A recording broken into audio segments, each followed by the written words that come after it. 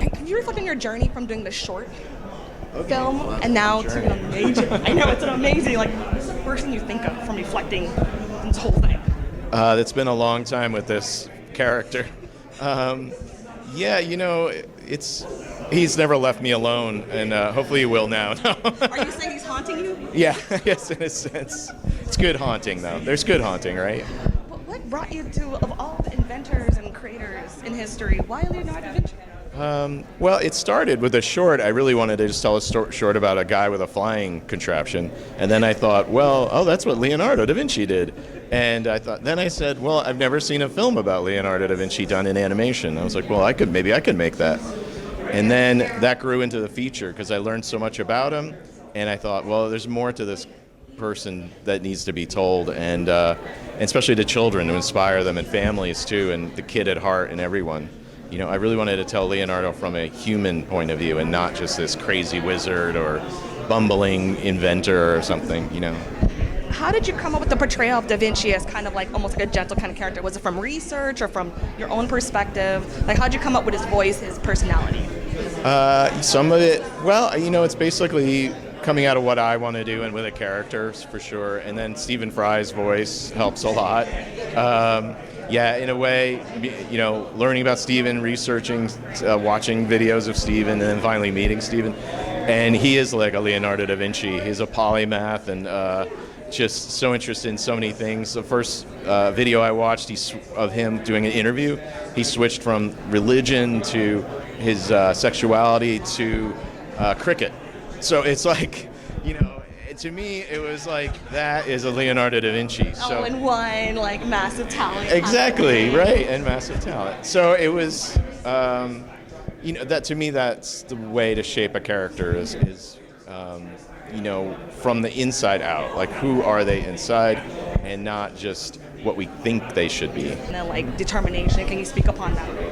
Yeah, in a way, this film is all that. It took so long as perseverance, and I think, Leonardo for sure persevered through his studies, and I would imagine against forces that he feared that were against him. I always think of him as probably the smartest guy in the room, but also the loneliest guy, because who would he tell these ideas to, right? I have this idea about a flying machine. Who would think he was a madman, right? So,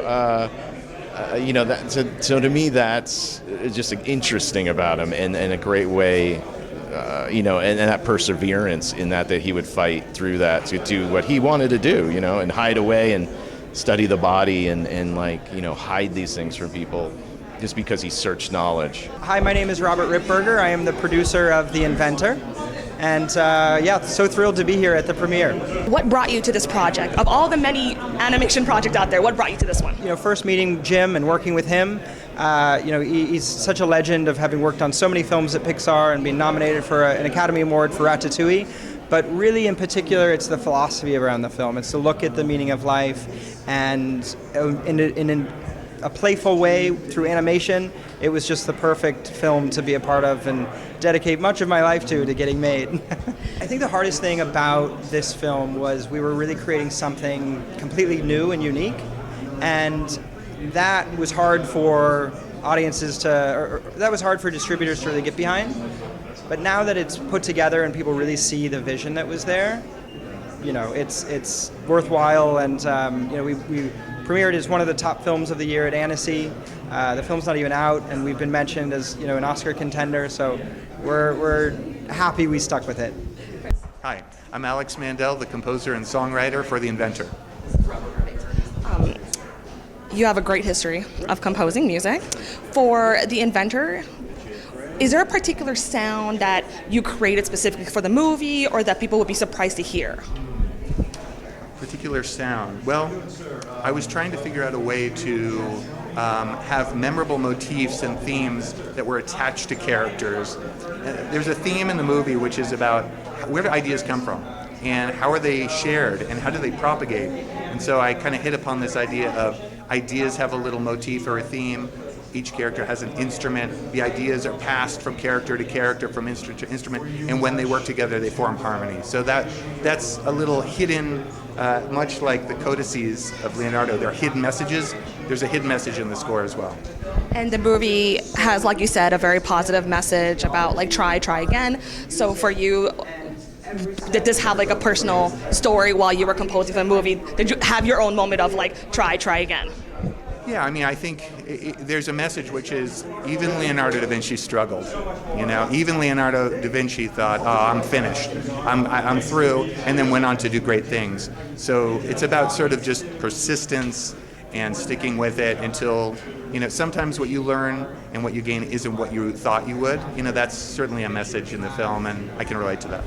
Hi, my name is Kat Alioshin, and I'm the line producer for The Inventor, and I spent 14 months in France with an incredible crew making this film, 24 frames per second, and had a great time making a handcrafted, very time-consuming film. It's a very long project. There's probably so many stories, so many memories involved with it. But right off the bat, what stands out to you most during this whole journey? We were a very small crew, and you know it does take a long time, but we really only had 8 animators, and that's very small for a feature film. So just the tight-knit community, we worked very fast. We got about 3 seconds a day, which also may not mean a lot to some people, but it's very fast for stop motion. And just the quality we got from working fast, but good quality. Was there anything special about working in France that helped the work project? I think there was a really good attitude. They're known for their animation, for stop motion animation in particular, and very emotional and moody things. I think we got away with doing it there for that reason. It's they're a very sensitive country. It's a story of determination and working hard and keep going after your dream. How does that speak to you in the film? Oh, well, that speaks to me very highly. I've been working in stop motion since Nightmare Before Christmas, and that's all I do. That's what I do. So it's very dear to my heart to work on this, and I will always work on projects that work in animation. I'm Rob Minkoff, director of some movies that you might have heard of. You might have heard of a couple of them, maybe. You're here in support of the film. And I'm here to support my friend Jim Capobianco, who I've known for many years and have loved for many years, and I'm a giant supporter of him and his work, and I'm really excited to see his film, The Inventor, and to see what he's done with it. So, you guys all have such a history of creating like the iconic Disney films together. So, is there just kind of like a special camaraderie because you guys kind of like created all this wonderful magic? yeah, I mean, I think so, because we all have this shared experience that goes back an awful long way, and I think we all got into the business because we were fans of animation and fans of filmmaking, and we've all had the good fortune to be able to work in the field, which is not easy. Lots of people want to do it, but there's only so many spots to fill, and we've been lucky. Where's the support? Good luck.